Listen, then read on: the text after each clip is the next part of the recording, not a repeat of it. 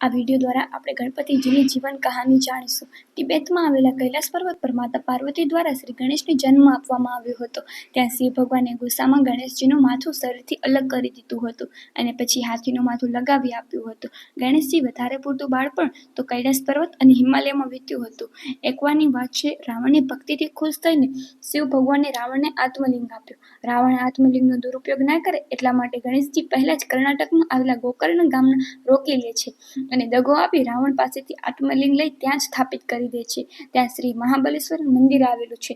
ગણેશજી ત્યારબાદ કૈલાસ પર્વત પર આવી જાય છે, જ્યાં એકવાર ગણેશજી અને પરશુરામજીનું યુદ્ધ થયું, જેમાં ગણેશજીનો એક દાંત તૂટી ગયો, તેથી તે એકદંતાના નામે ઓળખાય છે. પછી મહાભારત બાદ ગણેશજી ઉત્તરાખંડના સરસ્વતી નદીના કાંઠે આવેલ માન ગામમાં પહોંચ્યા. ત્યાં ગણેશજી વેદવ્યાસથી સાંભળીને સતત 10 દિવસ સુધી મહાભારત લખી. લખતા 10 દિવસ પછી ગણેશજીના શરીરનું તાપમાન વધી ગયું. વેદવ્યાસે ગણેશજીને બાજુની નદી સરસ્વતીમાં ડૂબકી લગાવવાનું કહ્યું. એટલા માટે આજે પણ ગણેશજીને 10 દિવસ પૂજા કરી અને પછી પાણીમાં વિસર્જન કરવામાં આવે છે.